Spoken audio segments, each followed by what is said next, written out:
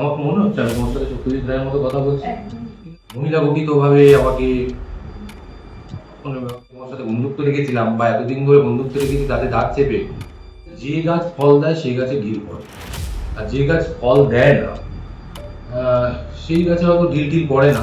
এত কষ্ট করে কাজ করো কিন্তু তারপরেও যখন কিছু কিছু খারাপ মন্তব্য, যেমন সহঅভিনেত্রীর সাথে কিছু সমস্যা বলো বা কিছু ঝামেলায় তোমার নাম জড়িয়ে ফেলা বলো, যেগুলো হয়, তো সেইটা গিয়ে কোথাও মনে হয় না যে এত কিছু করার পর এইটা কি পাও না, মানে এইভাবে যে সবসময়ই একটা বলা হয় যে তোমার প্রচন্ড অ্যাটিটিউড, তুমি কোঅপারেট করছো না কাজের ক্ষেত্রে, তোমাকে খুব একটা কোঅপারেশনে পাওয়া যায় না, কিন্তু তারপরেও তুমি বলছো যে আমার দর্শকই আমার সব, আমি কাজকে আমার প্রথম জায়গা দিয়ে দেবো।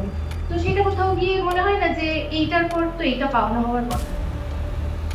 প্রথমত এই প্রশ্নটা তোমার জন্য খুব জটিল নয়, আমি বহু জায়গায় বলেছি বলে যে আমাকে কি বলা হলো, এবং আমি যদি তাগিদ অনুভব করি যে এটা যেটা বলা হচ্ছে সেটা ভুল বলা হচ্ছে, তাহলেই আমি ওইটা নিয়ে হয়তো প্রমাণ করার চেষ্টা করি। কিন্তু নেক্সট মানে বিগত 4-5 দিন আগে আমি নিজে একটা প্রতিজ্ঞাবদ্ধ করেছি নিজের কাছে যে এরপরে আমি আর কখনো জাস্টিফিকেশন দিতে যাবো না।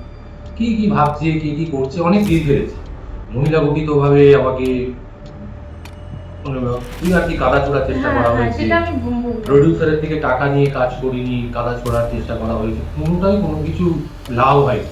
আসলে যে গাছ ফল দেয় সেই গাছে ঢিল পড়ে, আর যে গাছ ফল দেয় না সেই গাছে হয়তো ঢিল ঢিল পড়ে না। তো আমি এই নিয়ে আর বেশি কিছু বলবো না। যারা আমার সাথে কাজ করেছে তারা জানে, বাড়ির দিকে আয়নার সামনে দাঁড়িয়ে তারা ঈশ্বরের সামনে দাঁড়িয়ে বলতে পারবে কিনা যে জিতু কোনো ধরনের কোনো নোংরামের সঙ্গে যুক্ত কিনা, কখনো বদামি করেছে কিনা। জিতু একটু রিয়্যাক্ট করে, ভুল দেখলে, অন্যায় দেখলে যে মানুষটা নিজের গ্ল্যামার ছেড়ে রাস্তায় বসে পড়তে পারে, সেই প্রতিবাদ করবে। সেই প্রতিবাদটা যদি অনেক সংখ্যক মানুষের মানে বিরুদ্ধে হয়, তখন অনেক সংখ্যক মানুষ এক হয়, কিন্তু সেই প্রতিবাদ করাটা আমি ছাড়বো না। তাতে আপনি আমায় কাদা দিন, জল দিন, সে আমি আবার ঈশ্বরের কৃপা এবং দর্শকের কৃপায় ঝেড়ে আবার নতুন ভাবে রাস্তায় নাম, ভয় আমাকে দেখাবেন না। টলিউডে মানে প্রচুর, যেটা তুমি বললে যে হয়তো তোমার বিরুদ্ধে বহু সংখ্যক মানুষ, তারপরেও বোধহয় জিতু কমল কাজ পাবো না এই ভয়টা বোধহয় পায়। হ্যাঁ, কোনোদিন বলিনি যে কাজ পাবো না। যদি কেউ না দেয় সেটাও কেন বলতে যাবো? না, আমি বলছি এই যে একটা প্রতিবাদ করার সময় যে কোনো মানুষের মধ্যে একটা ভয় আছে যে বাবা এদের বিরুদ্ধে আমি বসবো তাহলে তো না, আর কাজ ভয়টা পাবো না। ভয়টা কেন পাবো? আমার কি এখানে বসে তোমার কাছে ইন্টারভিউ দেওয়ার মানে আমার মাথায় লেখা ছিল না? আমাকে কেউ বলেছে এটাও যেমন ডেস্টিনি, আমি যদি কাজ না পাই সেটাও আমার ডেস্টিনি, আমি যদি কাজ পাই সেটাও আমার ডেস্টিনি।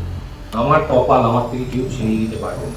তাই জন্যই আজকে বহু নেতা নেত্রী হঠাৎ করে পদ পেয়ে বলতে পারে আমি সত্যজিৎ রায়ের মতো কথা বলছি। আমার মনে হচ্ছে আমি তোমার সাথে সত্যজিৎ রায়ের মতো কথা বলছি, একদম। কিন্তু তারা মনে করে ফেলেছে তারা বিজয়া রায়, তারা মনে করে ফেলেছে তারা মমতা বন্দ্যোপাধ্যায়। তাই জন্য তাদের প্রবলেম হচ্ছে যে ও হয়তো সত্যজিৎ রায় ভাবছে। সত্যজিৎ রায় যদি ভাবতাম তাহলে আমি চোর সিনেমা করতে পারতাম না, আমি গৃহপ্রবেশ করতে পারতাম না, আমি অরণ্যের প্রাচীন প্রবাদ করতে পারতাম না।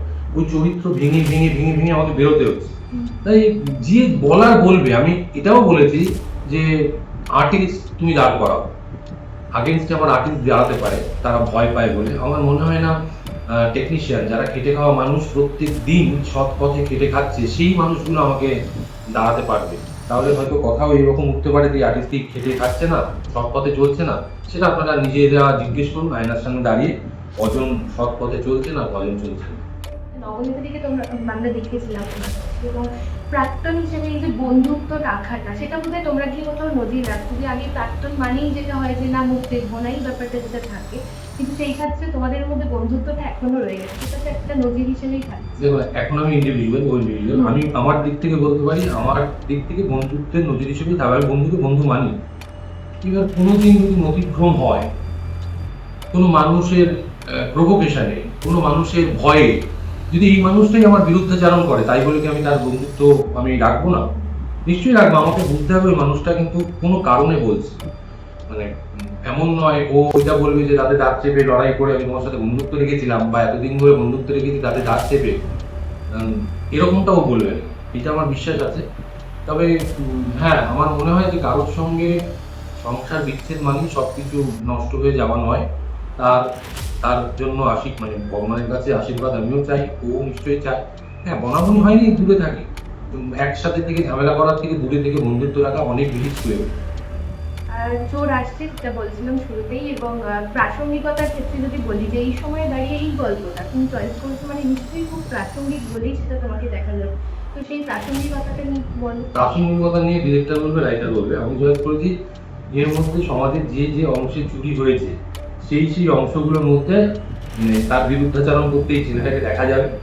তাই জন্য আমি এটাতে রাজি হয়েছি। আর ছবিটা কতটা প্রাসঙ্গিক সেটা ডিরেক্টর আর রাইটারকে জিজ্ঞেস করবো, তারা কেন ভেবে লিখেছে। একদমই ঠিক। শেষ করব দর্শক হয়ে যায়। শেষ করব দর্শক, যেটা তুমি একদম শুরু থেকেই আমি বলছি যে দর্শক যাদেরকে তুমি মাথার উপরে রেখেছো, সেই দর্শক যারা রয়েছেন এবং পরবর্তীতে তোমাকে দেখতে পাবে এরকম একটা চরিত্রে, তাদেরকে কি বলবো শেষে? আমার দর্শককে আলাদা করে কোনোদিন আমি কিছু বলিনি। আমি হাত ইয়ে করে বলিনি যে প্লিজ দেখবেন, প্লিজ আসুন, প্লিজ। কারণ তারা যে সৎ আর অসতের মধ্যে একটা তফাৎ করে ফেলেছে। তো আমি আলাদা করে কিছু বলবো না, শুধু বলবো আপনারা যেভাবে আশীর্বাদ দিচ্ছেন সৎ মানুষদের প্রতি, ওই আশীর্বাদটুকু আপনাদের বসিয়ে যান। দ্যাটস ইট, বাকিটা ওনারা সব বুঝে নেবেন। এরকমই সমস্ত এক্সক্লুসিভ কন্টেন্টের জন্য চোখ রাখুন সিরিজ। হেয়ার, মেকআপ এবং স্কিনের উপরে বিভিন্ন কোর্সেস। এবার স্বপ্ন করে নিন নিজের হাতের মুঠোয়। SBM এ রয়েছে কলকাতার ভবানীপুরের হাজরা মোড়ে।